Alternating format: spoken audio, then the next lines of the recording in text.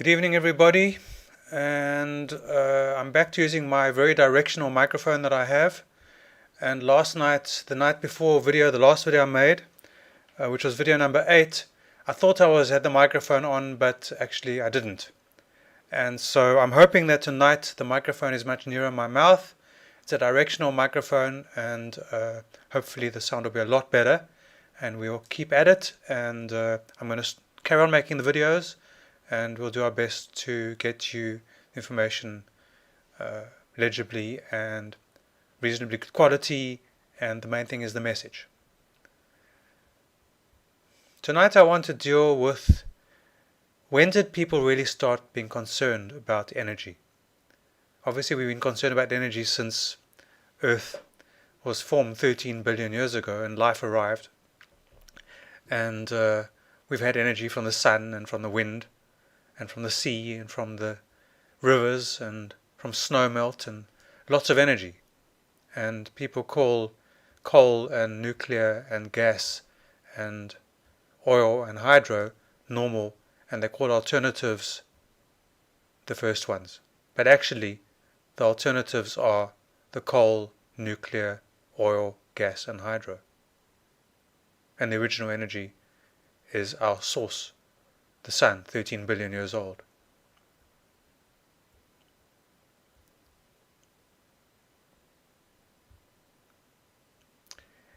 So America consumes about a quarter of the world's oil. This is what it says. This article might be a little bit old, because I'm sure China's catching up quickly. But in 1973, there was the Yom Kippur War, when Israel found itself in another war with its neighbors. And as a result of that,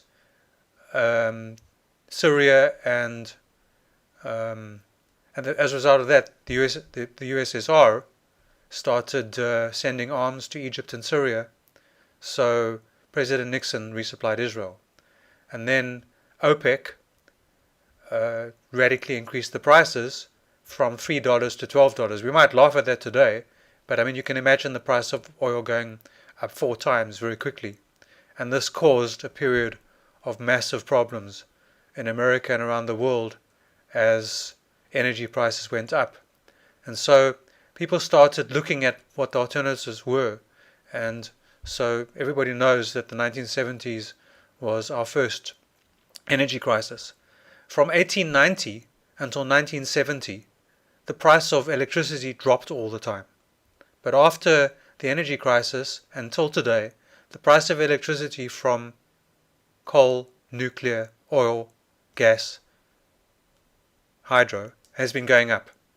Whilst since 1960, the price of renewable energy has been going down, and the price of 1 watt of photovoltaic panels in 1960 was $60, and today it's closer to 6 cents. Whilst in the past 10 years in South Africa at least, the price of electricity has gone up more than 5 times. So in 1974, the Ford Foundation created a document called A Time to Choose. America's Energy Future. Energy Policy Project of the Ford Foundation. And this shows the long-term planning of horizons in energy. The main thing is that in energy, the short term is 5 years, the medium term is 15 years, the long term is 50 years. In IT, the industry that I grew up in, computers, the short term is 6 months, the medium term is 1 year, the long term is 2 years. If you're going to get into energy, you have to have a 10-year planning horizon. Just like if you start a textile factory or any other energy intensive facility, such as a power station, you need to have a 10 to 20-year planning horizon before you make a profit. One of the reasons why electricity has gone up 5 times in the past 10 years in South Africa is that our government doesn't understand that if you build a power station, you're really only going to break even after 20 years. And then after that, the next 20 years, you're going to have really cheap energy because the capital cost would have been amortized, and now most of the cost will just be maintenance and production. If we just scroll down to page 2,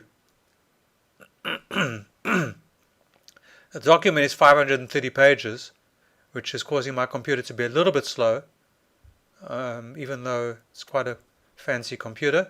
I'm going to turn off anything that doesn't need to be on, so we can just focus on what we're doing over here. Obviously I need to keep the recording program on. America's Energy Future, published in 1974, and so on. Big table of contents, and then we're going to go straight to page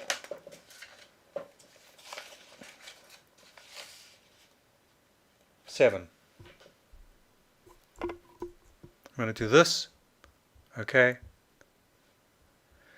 So it says, political decisions or the lack of them crucially affect the way the market works. So obviously what this is saying is that the political decisions about what kind of energy we're going to have, how it's going to be resourced, how it's going to be incentivized. I mean, the energy industry has always got very good incentives from politicians. And this has caused problems for us because we say that renewable energy needs incentives, and then everybody complains about that, but no one complains about the vast incentives that especially nuclear power stations get. Regulation to protect the environment is a classic example of how political decisions affect the market. In the 1960s and 70s, the American government realized, and governments around the world, that actually there's an external cost, so-called free goods. And as we learned, everybody pays the costs in the form of environmental degradation. Some pay more than others. The East Kentucky farmer's land is ruined with mudslides from the strip mine atop the mountain pays more than the Chattanooga machinist who heats his home cheaply with electricity made from coal from the same strip mine. So in other words, the strip mine is next door to the land of the farmer, and if there's a mudslide from the mining, it affects the farmer. The guy on the other end of the line, maybe even in another state, is buying the electricity, and he might be paying the same price per kilowatt hour, but the guy who's lost his farm, his cost is much higher than the other guys. The government must therefore decide whether the synthetic oil is worth more to America than the value of the market may assign to it. So in other words, America started making and thinking about making oil from coal and other things, and therefore there's this whole debate that goes on about, what's cheaper. And then today you have fracked gas, where the American government and others are destroying the environment to get really, really cheap gas, trying to perhaps put Middle East oil out of production. And so oil prices have dropped dramatically from maybe $120 a barrel down to an average of $50 a barrel now. And who knows how long this is going to last like this. At some point, the price might go up again. Let's go to page 179. Energy and the environment.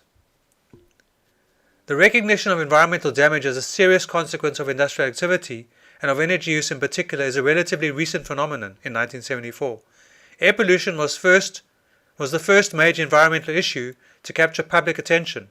General awareness of it in this country can probably be traced back to the appearance of smog in Los Angeles in the 1940s and the 1948 air pollution episode in Donora, Pennsylvania, in which half the town's population of 14,000 people became ill and died. Then there was the Clean Air Act of 1963, and progress was made, but clean air is not yet a reality in 1974. So clean air should be our highest priority if we want to be alive in 5 minutes' time. And in the 19th century in the UK, in London and New York, there was something called pea soup smog, because people used to buy coal and put it in the cellar and then burn coal, and there was this huge amount of pollution that hung over major cities like London and New York. It was called pea soup smog. And then we have these examples in 1948 and 1963. And ESCOM was told in 2010 that they had to clean up the act by 2015, and they didn't. And even by 2020, they haven't cleaned up the act yet. In 1963, ESCOM already knew there was a problem, and they haven't got a leg to stand on. Now we're going to go to the report on page 327. I don't have enough time to spend 50 hours going through 530 pages, just 10 to 15 minutes. Now we're on page 327. environmental degradation and foreign policy concerns are not automatically reflected in the market price of energy. So, if we're not considering the cost in the environment, and we're not considering the cost of cleanup, and we're not considering the cost to human health because of food made around power stations, and we're not considering all these things, then we're not considering externalities, the so-called free cost, the so-called environmental cost that the environment and our health is paying. And so you go to hospitals, they're full of people. The medical profession is making lots of money. The pharmaceutical profession is making lots of money. Maybe that's okay. But if it's being caused because of our unhealthy making electricity at the cheapest price but destroying our environment, then is that really cool? It says here, electrical power and natural gas utilities are natural monopolies. Now, if I say to you it's a natural monopoly, it takes out your thinking, well, maybe it's not a natural monopoly. And I mean, anybody who has a monopoly will say that their monopoly is a natural monopoly. And then the other side of this was the utility said only they can buy electricity from anybody who makes electricity. And so they were also called a monopsony. Let's see what I said here. The report was comprehensive, but there's no such thing as a natural monopoly. This was a phrase coined by the utilities to protect themselves and to ensure no competition. So if I say a utility is a natural monopoly, there's no competition. Furthermore, we do not write on a clean state. There's a whole host of ongoing governmental controls and interventions in the marketplace that need to be removed or reformed if the nation is to balance its energy budget in a satisfactory manner. Tax subsidies to the petroleum industry, promotional rate-making policies by the utility commissions, leasing policies of the federal government, one-sided investments in R&D, and counterproductive restrictions on the railroads by the Interstate Commerce Commission, all examples of where reform is needed. So there's a whole lot of law reform that's required because the law was created to protect the monopolies, because the monopolies convinced the government that they were natural monopolies. But there's no such thing as a natural monopoly. If you look in nature, there's 100 different kinds of corn. There's 100 different kinds of carrots. Yet we try and make only one type of corn and one type of carrot. And so when there's a drought and there's a shortage of food, we blame the production. But actually, there are drought-resistant corn and drought-resistant carrots. Everything has been thought of in nature. But we try to grow one thing and then we complain when it doesn't grow perfectly. Each scenario will require government actions. The degree of governmental interaction with the marketplace is no greater in the technical fix scenario than in historical growth. So there was different scenarios, as we've also seen in the South African IRP of 2010, that there's the requirement to look at different kinds of scenarios. And then it talks about citizen action. We need citizen action. Well, I'm a citizen and I'm acting. And then the package of problems that is called the energy crisis constitutes one of the most formidable challenges facing this nation. So,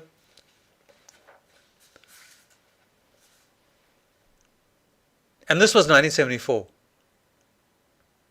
This was at a time when the utilities had told the regulators and had told the government, we are natural monopolies, we don't have competition. And now, 50 years later, we have serious problems because the utilities' investments are falling apart because they say they can't invest because they've got competition.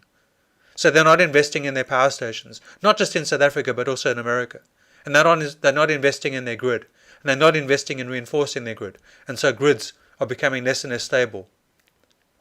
And infrastructure is becoming more and more unreliable, except for what I said right at the beginning. Private people, private citizens, citizen action citizens like myself, small businesses, even big businesses like Google and Amazon are making their own energy, and Facebook making their own energy, building their own PV farms, putting photovoltaic panels on their roofs, building wind turbine farms to make sure that they have the energy they need to run their data centers.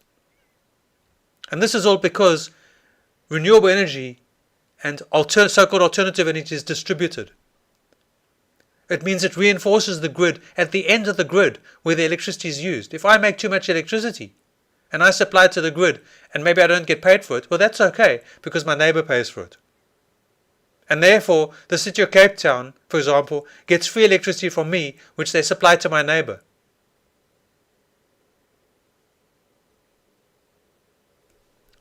Okay, I'm at 15 minutes. I'm going to stop now. This message was about the fact that in 1974, after the 1973 oil crisis, America started looking at what should we do about the energy future? Is there an alternative? And this 530-page document was produced at a cost of over $2 million over 2 years by the Ford Foundation. And if you have the time, I suggest you read it. Thank you very much.